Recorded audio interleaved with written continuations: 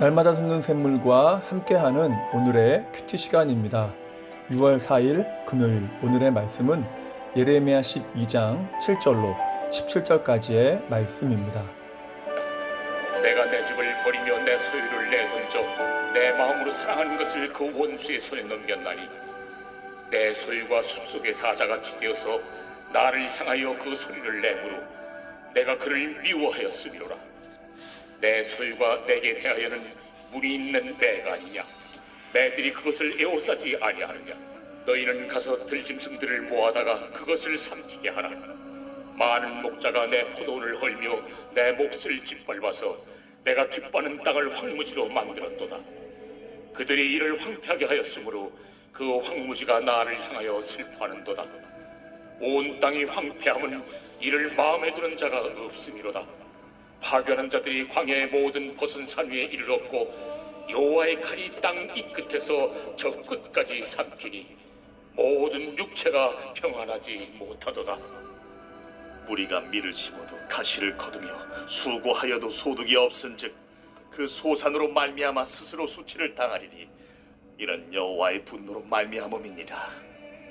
내가 내 백성 이스라엘에게 기업으로 준 소유에 손을 대는 나의 모든 악한 이웃에 대하여 여호와께서 이와 같이 말씀하시니라. 보라, 내가 그들을 그 땅에서 뽑아버리겠고 유다 집을 그들 가운데서 뽑아내리라.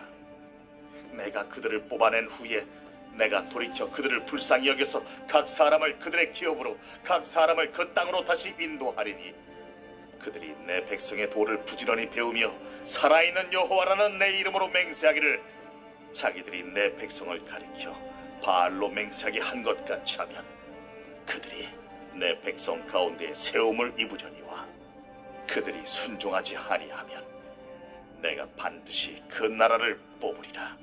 뽑아 멸하리라. 여호와의 말씀이니라. 새로운 아침입니다. 여호와 로이, 하나님은 우리의 선한 목자가 되십니다. 오늘 본문은 하나님의 사랑과 진노의 감정이 동시에 표현되어 있습니다. 그리고 하나님의 사랑이 표현된 단어가 내 집, 내 소유, 내 포도원, 내 몫이라는 단어들이죠. 하나님은 네 가지의 표현으로 백성들을 나의 것이라고 표현하시면서 그 애착하심과 애정을 드러내고 있습니다. 자, 그럼에도 하나님은 그 백성들에게 심판을 선언하십니다. 본문 7절에서 말씀하죠. 내 소유를 던지며 그 원수의 손에 넘겼다. 그들을 이방인에게 내어주어서 징계하신다는 것입니다. 내가 진짜 아끼는 것 던져버리기가 쉽지 않지 않습니까? 그런데 그것을 던져버린다? 라고 하는 것은 하나님이 얼마나 진노하셨는지를 잘 보여준다는 것입니다. 이에 하나님은 다른 목자를 보내십니다. 그들을 보호하는 목자가 아니라 하나님을 저항하고 하나님을 원하지 않는 백성들을 징계할 도구인 목자들을 보내신다는 것입니다. 이를 10절에서는 많은 목자라고 표현하죠. 아수르라고 하는 목자를 보내셨고 이제는 바벨론이라는 목자를 보내심으로 유다를 짓밟아 황무지로 만든다는 것입니다. 그렇다면 이것이 그들을 진멸하기 위한 것일까요? 그렇지 않습니다. 우리가 잘 알지만 이것은 심판이 아니라 그들의 변화를 위한 징계였습니다. 왜입니까? 그들이 다시금 회복되었기 때문입니다. 하나님은 그 백성들이 불신앙으로 살아가는 것을 보실 수가 없었던 것입니다. 왜일까요? 사랑하셨기 때문이죠. 그래서 부정적인 의미의 목자들을 보내셔서 징계하신 것입니다. 그러면 그들의 완악한 모습은 어떠한 것입니까? 그것이 8절에서 언급되죠. 내 소유가 숲속의 사자같이 되어서 하나님을 향하여 그 소리를 내었다고 말씀합니다. 그 백성들이 위풍당당한 사자처럼 하나님 앞에서 교만하게 행하며 불순종했다는 거죠. 그것도 경고를 했음에도 회개치 않고 끊임없이 대적한 것입니다. 하나님은 이에 대해서 징계 회초리를 드신 것이죠. 항상 문제는 무엇입니까? 채찍과 징계를 당하고 나서야 하나님께로 돌아선다는 것입니다. 11절에서 말씀하죠. 그 황무지가 나를 향하여 슬퍼하는도다. 유다가 징계를 받아서 황무지가 되고 나서야 그 얼굴을 하나님께로 향하고 슬퍼하며 회개한 것이죠. 이것이 죄성을 가진 인간의 미련함입니다. 징계를 받기 전에 하나님을 찾으면 좋을 터인데 그게 안 될 때가 너무나 많다는 거죠. 우리도 어릴 때의 기억이 있지 않습니까? 혼나기 전에 말을 들으면 좋은데 꼭 어머니를 화가 나게 하거나 한 대 얻어맞고 나서야 고집을 꺾고 말을 들었던 기억도 많이 있습니다. 이게 바로 죄악된 본성을 가진 인간의 실존인 것이죠. 하지만 하나님은 그들을 다시금 회복시키십니다. 왜입니까? 그 징계 자체에 목적이 있지 않기 때문입니다. 회개하며 돌이키는 데에 그 목적이 있는 것이죠. 그래서 14절을 보면 하나님은 그 백성에게 손을 댄 그 이방 민족들을 뽑아버리신다고 말씀하십니다.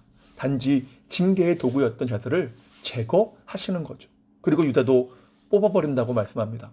여기서 뽑는다는 것은 건져낸다는 뜻이죠. 그들을 건져내어서 고향으로 돌아오게 하시고 온전히 회복시키신다는 것이죠. 약속이 성취되는 것입니다. 자, 그러면서 한 가지 말하는 것은 이방인의 구원입니다. 16절을 보면 그들이 하나님의 이름으로 맹세한다면 그들 역시 하나님의 백성이 된다는 것이죠. 혈연적인 이스라엘이 아니라 신앙 고백적인 영적인 이스라엘을 말씀하는 것입니다. 자, 그런데 한 가지 마지막 절에서 강조하는 것이 있습니다. 그것이 무엇입니까? 바로 순종입니다. 하나님이 그 백성을 애굽에서 건져내신 것은 단순히 가나안 땅만을 주시기 위한 것이 아니었습니다. 그것은 그들이 회개와 순종을 통해서 변화됨으로 하나님의 백성답게 살게 하기 위함이었던 것이죠. 그러나 그들은 좀처럼 변화되지 않았습니다. 그래서 9절에 보면 내 소유가 하나님께 대해 무늬 있는 매가 되었다고 합니다. 이에 대해서는 여러 가지 해석이 있습니다. 그런데 칼빈은 이를 길들이기 어려운 완고한 자들을 가리킨다고 해석하죠. 예레미야서에서 계속해서 백성들의 완고함, 완악함을 책망하는 것을 볼 때에 타당한 해석일 것입니다. 이렇게 하나님은 선지자와 말씀을 통해서 그들을 하나님께 순복하는 자들로 길들이려고 했지만 그것이 잘 되지 않았다는 것이죠. 가정에서도 계속해서 부모님의 뜻과는 다른 방향으로 나아가는 자녀도 있죠. 그럼 때로는 초달을 하기도 합니다. 이는 단순히 아프게 하는 것이 아니라 그의 변화를 위해서 한다는 것입니다. 하나님의 마음도 그러했던 것이죠. 징계를 통해서 하나님의 백성이라는 타이틀에 합당한 자들이 되게 하려 하셨던 것입니다. 저도 학생들을 지도하다 보면 참으로 변화되지 않는 것 같은 친구들도 있습니다.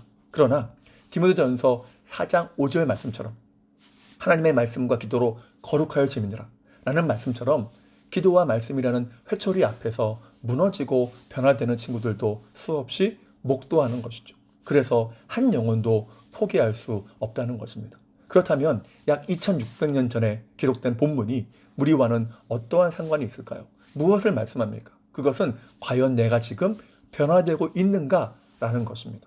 본문은 하나님께서 그 백성들이 주신 말씀에 불순종할 때에 징계하시고 또 회개하고 돌아올 때에 회복시키는 과정을 보여줍니다. 이를 통해서 그들을 변화시키고 성장시켜 나가시는 것입니다. 성화의 과정을 밟게 하시는 거죠. 우리의 삶이 그렇습니다. 우리 중에 변화되지 않아도 되는 사람이 누가 있을까요?